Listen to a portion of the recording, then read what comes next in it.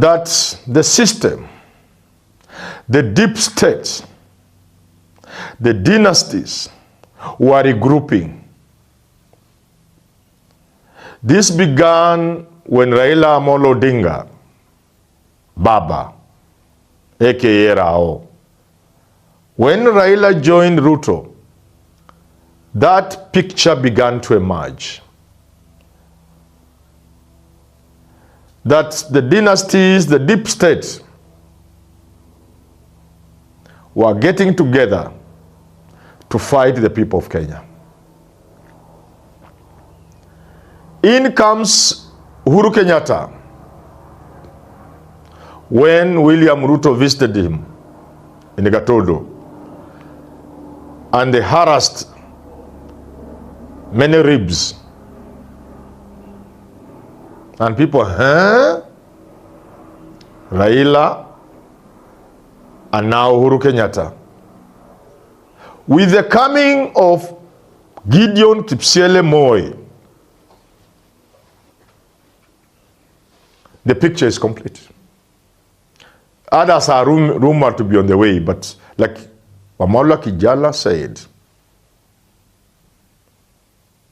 when he received Joe Nyaga,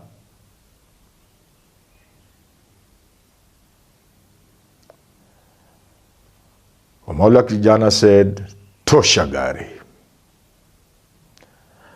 With the famous phrase that, Joe, when I looked and saw you wallowing in the miasma of deceit and whatever, Wamalo with his good English, say, Tosha gari.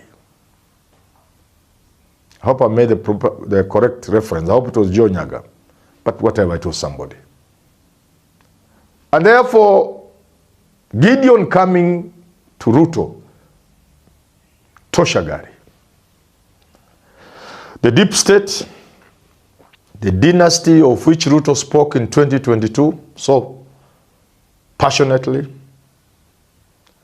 he of chicken selling background, barefoot to school, the son of a nobody, that narrative that sold so well has been overturned, and now the true colors are coming out. Like Michelle Obama said in her autobiography, Becoming, leadership does not change a man. Leadership reveals who the man is. So when you become rich, riches don't change you. Riches reveal who you are. When you get power, power does not change you. Power reveals who you are. I recommend that book to those who have not read it, Becoming, by Michelle Obama, Barack Obama's wife, former First Lady of the US. So,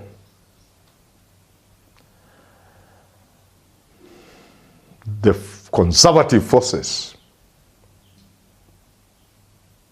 are now on one side. And why do I say this is a disaster? If I were Ruto, I would have thought hard before bringing Gedion on board. Because like I've said, beating Ruto is not easy. But like the Titanic, he wants to sink his ship. A ship, though, that was unsinkable.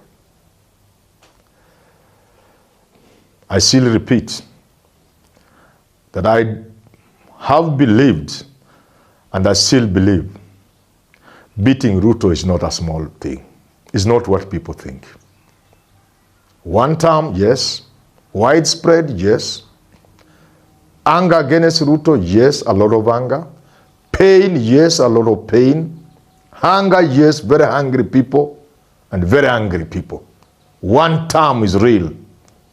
But that is not sufficient to beat a man like William Ruto. But like they say in the Holy Writ, God works in mysterious ways. Some may add his wonders to behold. And if it be true that God works like that, the opposition could then rejoice. Rejoice that God has done his thing and made Ruto not see what bringing Gedion means. There are small benefits because people are selling the narrative that Ruto is finished even in Kalenjin land in Rift Valley. So when you bring Gedion Moi, you put that to rest. And that is always important. From a psychological point of view, it's always important. Those campaigning against Ruto would be saying, this man is so finished, even his own people have rejected him.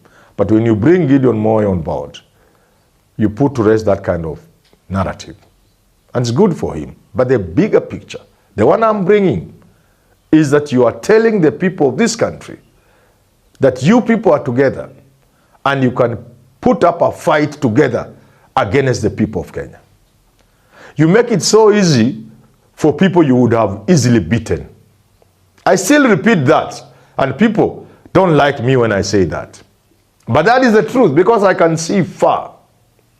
I know some people are about to say, you told us Raila was winning. I said Raila was winning. I said Ruto was not going to win. Ruto didn't win. Raila lost the election. For those of you who keep pointing at me. In any case, I'm not a prophet. What I'm saying, I know politics of this country. It was going to be very difficult to beat William Ruto.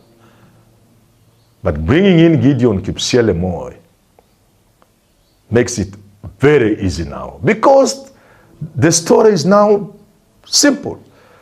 And told by a powerful storyteller like Rigathi Gachagua. That look at these people, they are on one side. And this reminds me, and I want to share this with Kenya so that you can see what I'm talking about. Ask yourself why Ruto became president. He may even not know. He may think he's so tough and that's why he became president. Yes, he's tough. Yes, maybe that's why he became president. But like Barack Obama, in a story I'll tell another day, you may be the product of a system without you knowing. Briefly, America was dealing with the dialectics of being the greatest power, the greatest democracy, yet long overtaken by conservative nations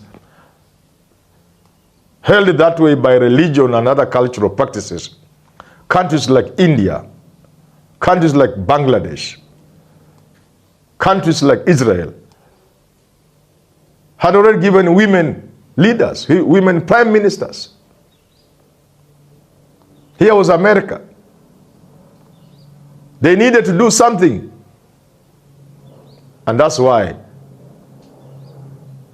you bring in a black man. A black man. And the story is, they are no longer feeling guilty. Check that dialectics, those dialectics in America. In Kenya, why did Kibaki become president? If Kibaki didn't take over power, forces outside the system, outside the deep state, were going to take over and dismantle the system. Whether Raila liked it or not, if he became president in 2007, the forces of change were going to force him. And that was going to dismantle the system. Ditto 2013, ditto 2017. In 2022, it was obvious Raila was going to be president. Over the years from 2008, he had done enough to show the people, the West and everybody else and the system, don't fear me. I'm okay. In fact, I'm one of you. But there was still that fear. That explains why, at the very last moment, America and the UK and others supported Ruto. Because that fear that Raila may have been panel beaten, they may have forced him into aligning, but he may not be in control. And therefore, other forces around him could dismantle the system. So you are safer with Ruto. Now you know. And the same system, and these are the calculations kina Uhuru and kina Gedion have, will be happier for Ruto to go another term. Wakijipanga panga hapo. Unajua wanasema kujipanga panga. So that it would not surprise me if a Kenyatta or a Moi became president in 2032, 2037. That's how the system operates. One thing about systems, the so-called deep state and any other system, they are patient. They are patient. They can make you a caretaker president for 24 years. The system is patient. So long as you are not dismantling or destabilizing the system is always very, very patient. And even if you offend them and they want to come for you, they are so patient. They can give even 20 years, but finally they'll get you. That's how systems work. That's how they maintain themselves in power. That's why you think you have beaten a system, but they have allowed you because they have calculated that between this one and this one, this is safer as a caretaker president or prime minister.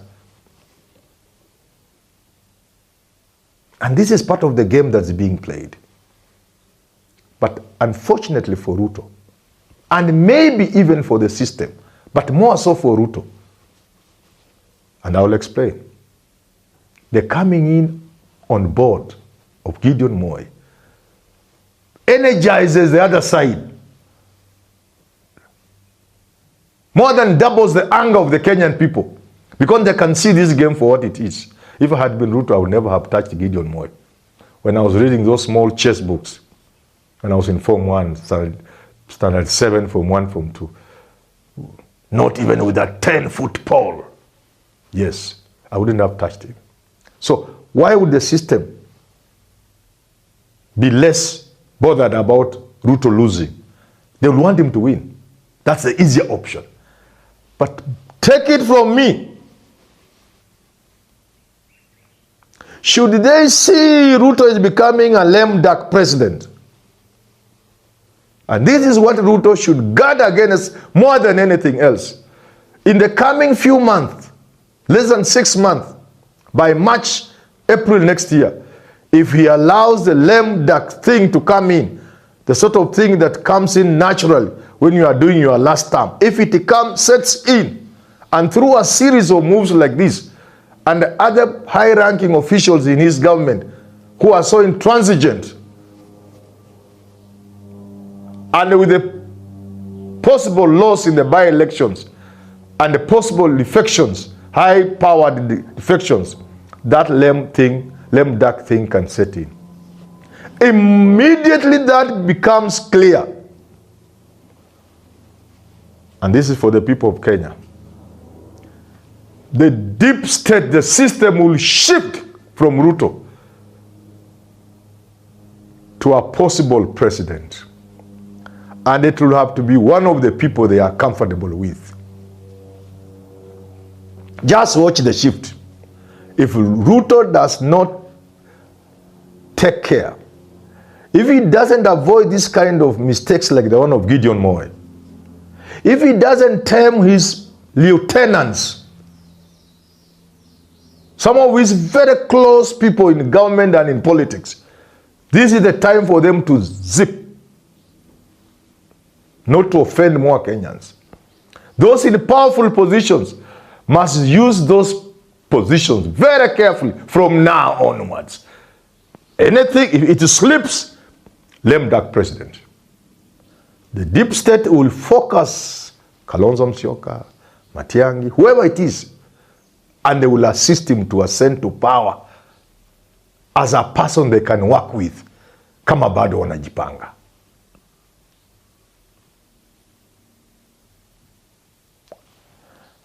I've chosen to be very philanthropic today to advise William Ruto. First, to tell him it's a mistake. We all make mistakes. Find a way of correcting that mistake of Gedion Moi. Number 2, call your troops. Call your generals. those in politics, and those in public service. Call them, tell them from now onwards, everything they do and anything they do, they should be careful. Anything they say, especially those from your background, because the famous quote attributed to Napoleon, maybe it wasn't his, it has been said, from this to this, it is a minor step. Sliding into lame duck, President William Samoei Ruto is not as unimaginable as you may think. In fact, and indeed, it is a one-step slide. And once that happens,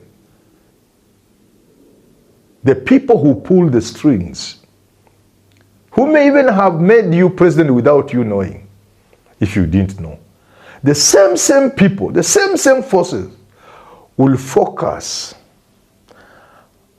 on a manageable successor. That is for William Ruto. And for the opposition, I've given you hints. The most important hint I've given you, the opposition, other than inviting you to get hold of this opportunity created by Ruto for you, other than that, I've also told you your choice of who becomes the flag bearer is critically important. And to the people of this country, I have opened your eyes. You can see politicians for what they are. You can see how foolish you'll be if you trust them blindly. With my apologies to the unsighted. To the people of this country, I have therefore invited you to look at the Kenyans who want to become president and don't leave it in the hands of the political leadership to decide for you who will be the president of this country. You have to choose. You have to force the person you feel can lead this country.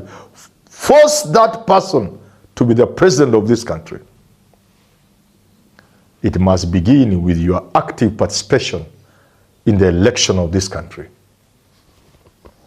That can only be actualized through participating in the elections, which is not possible unless you register as a voter. For those of you who have been keeping away, do so. My fear is the leadership is so blind that the leadership is across the aisle. It is all these people you see, they are the same people, same monkeys. They are so blind to reality. They can't see the suffering and the pain. They can't see the children going to school barefoot. They can't see the children with jiggers going to school. They can't see pregnant mothers dying shamefully. That in the 21st century, in an unimaginable number of Kenyan women die because of poor conditions available to them when they are giving birth. They can't see that. And because they can't see that, if you do not change the country through the ballot, I don't want to say this, you may push your country into a disaster. I don't have to tell you that that second option is not even an option. It takes generations to rebuild a country broken down by civil strife. Look around you. Uganda is still what it was. Somalia is still there. Look around you, the countries that have gone through upheavals. political upheavals, coups. Tell me which one is standing firmly on its feet. Name one. You may maybe talk of Ethiopia, but there are not many. And to avoid that route and the disaster that is waiting for you as Kenyans, I will urge you to change your country in a civil way by one, registering to vote and turning out to vote, and the two, very important, choose a leader you believe can change this country.